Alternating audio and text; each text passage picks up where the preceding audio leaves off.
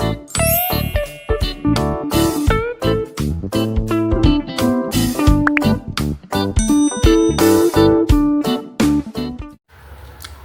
teman-teman semua, Assalamualaikum warahmatullahi wabarakatuh. Apa kabar semuanya? Kali ini saya akan mencoba membuat sebuah video dalam rangka memenuhi tugas ujian akhir semester mata kuliah ilmu filsafat. Yuk kita simak. Oke guys, untuk yang pertama adalah kita akan bahas tentang apa itu perbedaan dari pengetahuan ilmiah dan pengetahuan sehari-hari. Jadi teman-teman, pengetahuan sehari-hari berbeda dengan pengetahuan ilmiah. Karena pengetahuan ilmiah diperoleh melalui proses yang ketat dan sistematis. Pengetahuan ilmiah juga bersifat objektif dan dapat diuji kebenarannya. Sedangkan pengetahuan sehari-hari adalah pengetahuan yang biasa ditemui dalam pikiran atau pandangan umum. Adapun perbedaan dari pengetahuan ilmiah dan pengetahuan sehari-hari itu bisa dibedakan dari mulai prosesnya, kebenarannya, jangkauan, metode, dan hasilnya. Oke, kita bahas satu-satu ya teman-teman. Yang pertama adalah prosesnya. Pengetahuan sehari-hari bisa didapat dari pengalaman pribadi, buku, atau sumber lain tanpa melalui proses yang ketat. Sedangkan pengetahuan ilmiah diperoleh melalui proses ilmiah yang melibatkan pengumpulan data, eksperimen, dan juga analisis. Sedangkan dinilai dari jangkauannya, pengetahuan sehari-hari biasanya terbatas pada kemampuan individu untuk mempelajari sesuatu. Sedangkan pengetahuan ilmiah memiliki jangkauan yang lebih luas karena mempelajari secara keseluruhan. Nah, adapun dilihat dari metodenya, pengetahuan sehari-hari bisa didapat tanpa menggunakan metode eksperimental. Sedangkan pengetahuan ilmiah menggunakan metode ilmiah yang melibatkan pengamatan empiris dan eksperimen. Adapun untuk hasilnya, pengetahuan sehari-hari bisa bersifat tidak jelas dan tidak serinci.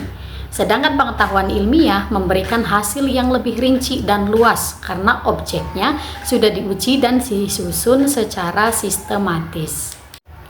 Adapun untuk contoh dari pengetahuan ilmiah adalah yang pertama, contohnya bumi berputar pada porosnya saat berputar mengelilingi matahari. Itu menyebabkan terjadinya siang dan malam, pasti berdasarkan penelitian.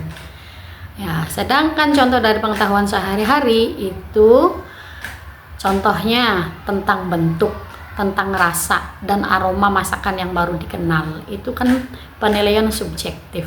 Semua orang punya pandangan masing-masing. Beda dengan pengetahuan ilmiah. Kalau pengetahuan ilmiah itu berdasarkan eksperimen dan penelitian.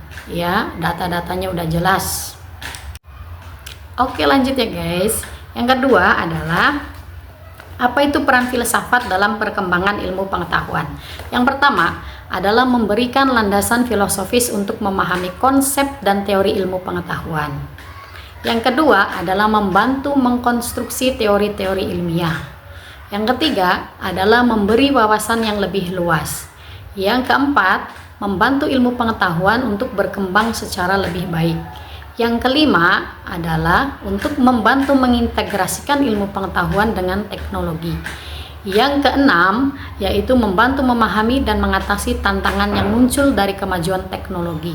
Dan yang terakhir yaitu membantu memastikan bahwa kemajuan teknologi tidak hanya bersifat efisien tetapi juga berkelanjutan. Itu adalah peran filsafat ilmu dalam perkembangan ilmu pengetahuan.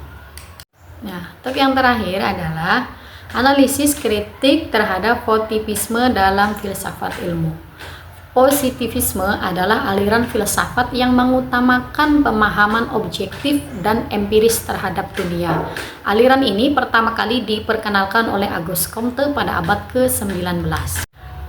Adapun beberapa kritik terhadap positivisme adalah yang pertama, positivisme cenderung melihat kehidupan sosial sebagai proses alamiah, sedangkan teori kritis lebih fokus pada aktivitas manusia.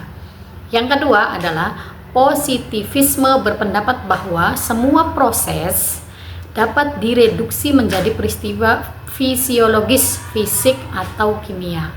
Yang ketiga, positivisme hanya mempertimbangkan hal-hal yang dapat dijangkau secara akal, sehingga tidak memperhatikan hal-hal yang berada di luar akal. Yang keempat, positivisme tidak mampu menghadapi kompleksitas dan variasi dalam fenomena ilmiah. Yang terakhir yaitu positivisme tidak mampu menjelaskan esensi dan tidak berhubungan dengan moral. Baik teman-teman semua, mungkin itu saja yang dapat saya sampaikan. Kurang dan lebihnya saya mohon maaf. Sampai jumpa dan wassalamualaikum warahmatullahi wabarakatuh.